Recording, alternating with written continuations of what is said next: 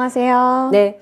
첫 번째로 인플레이션 피크아웃이냐 아니냐를 두고 월가에서도 논란이 거셉니다. 아직이다라는 의견도 분명히 있고요. 지금 피크를 쳤다라는 의견도 나오게 되면서 약간 투자자들 헷갈리게 하고 있는 상황입니다. 인플레이션 논란이 여전한 상황이죠? 네, 그렇습니다. CNBC 보도 내용인데요. Market will break out of slump due to peaking inflation, Evercore ISI predicts. 이번에 인플레이션이 피크를 찍었냐 이 부분과 관련해서 또 새로운 관점이 나왔는데요. 바로 기사 통해서 살펴보겠습니다. 전 세계 주식시장의 투자 심리가 위축되고 있는 가운데 미국 투자자문사 에버코어 ISI는 인플레이션이 정점에 달했다며 증시가 침체장에서 벗어날 수 있다는 전망을 내놨습니다. 에버코어 ISI의 줄리안 에마누엘 수석전략가는 경기 침체가 오지 않을 것으로 전망한다고 말했습니다. 최근 뉴욕 증시의 조정이 이어지면서 월가의 낙관론은 30년 만에 최저치를 기록하기도 했었는데요. 미국 개인투자자협회에서 매주 조사하는 투자자의 심리를 살펴보자면 지난 7일에서 13일간의 투자자들이 약세 흐름을 기대하는 지표가 강세를 기대하는 심리보다 3배나 더 큰 수치를 내놨습니다.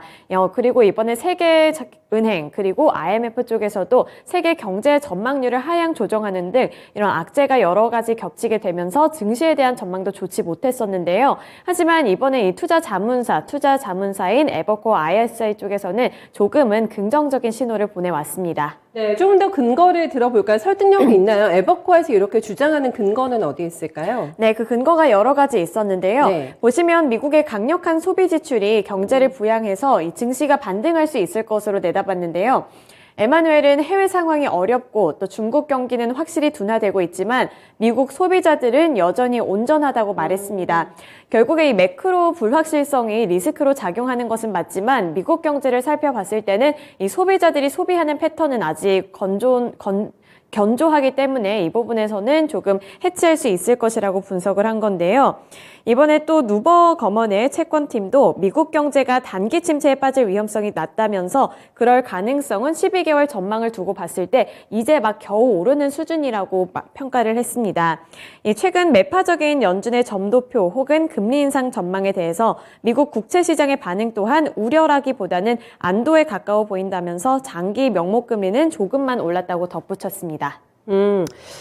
지금 의견이 갈리고 있습니다만은 분명히 긍정론 쪽에 최근에는 무게추가 약간 기울고 있긴 합니다. 하지만 일단 중론은 이거거든요. 피크아웃을 지났다 하더라도 당분간은 고물가가 지속될 거라는 거는 공통된 의견이라고 할 수가 있겠습니다. 내려오는 속도가 이제 조금 중요할 것 같거든요. 거기에 미치만의 여러 가지 좀 변수가 있는 상황이기 때문에 일단 피크아웃이 됐을지 안 됐을지까지 함께 확인하면서 또 단계적으로 내려오는 속도, 그에 맞는 연준의 정책까지 함께 체크 필요하겠습니다.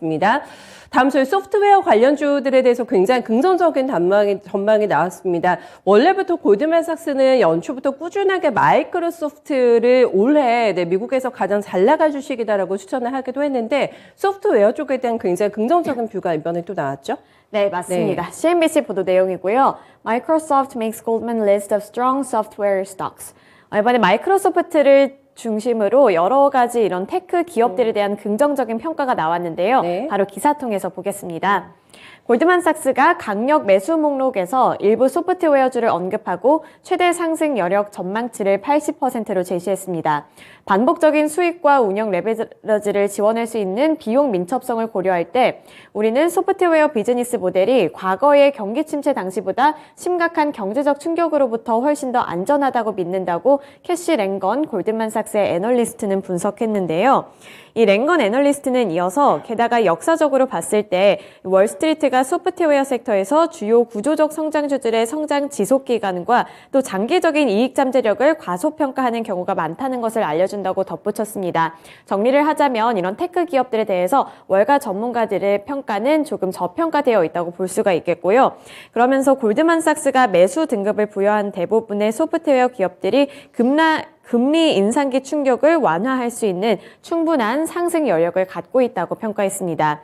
또 이들 중 많은 기업들이 그들의 가치와 비교했을 때 상당히 저렴한 가격에서 거래가 되고 있다는 점까지 짚어줬습니다. 결국에는 장기적으로 내 포트를 좀 방어할 수 있는 여러 가지 상황을 좀 해지할 수 있는 주식들이 기술주에 많이 좀 모여있다는 관점입니다. 빅5가 그러면 공개가 됐나요, 종목이? 네, 맞는데요. 네. 여기 보시면 마이크로소프트, 세일즈포스, 데이터독, 서비스나우, 어도비 등을 언급했는데요.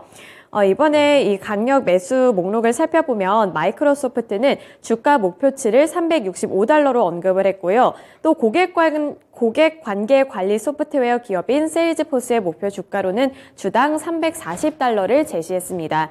또 보안 소프트웨어 기업인 데이터독도 이 목록에 이름을 올리게 되면서 목표 주가로 $131 대비 70%나 오른 주당 $223로 제시를 했는데요. 이렇게 여러 가지 기업들을 언급을 하면서 목표가까지 긍정적으로 평가를 했습니다. 네, 여러 가지 수익성에 대한 방어 능력도 갖추고 있고요. 중장기적으로 봤을 때는 전혀 성장성에 대한 훼손이 없을 거다라는 관점에서 구체적으로 5종목을 찝어줬습니다.